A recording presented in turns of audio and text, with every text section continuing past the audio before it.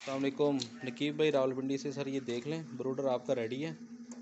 और इस टाइम ब्रूडर 1 जो है 36 टेम्परेचर, ये जो समझ लें हमारे पहले 10 दिन के चिक्स होंगे।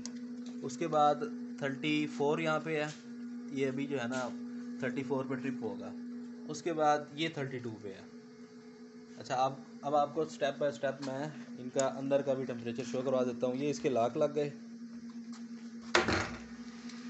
ये देख लें जनाब 35.5 आ रहा है। और यहाँ पे भी देख लें सेम। अच्छा जी, उसके बाद ये दूसरा आ गया 33, और यहाँ पे भी देख लें 33, और उसके बाद 32, और उसके बाद यहाँ पे भी देख लें 31.7 है। 3 पोर्शन हो गए इसके। जैसे हम इसको दोबारा ऑफ़ करके मैं ऑन करता हूँ, आपको दिखाता हूँ।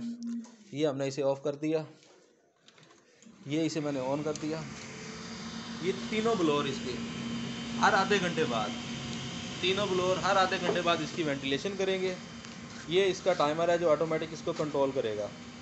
18 सेकंड, 17 सेकंड, हर आधे घंटे बाद 30 सेकंड के लिए ये वेंटिलेशन होगी इसकी, ज़बरदस्त किस्म की। ये देख लें, जो पोर्शन आप चलाना चाहते हैं उसे चलाएं, जिसको बंद करना है बंद कर दें।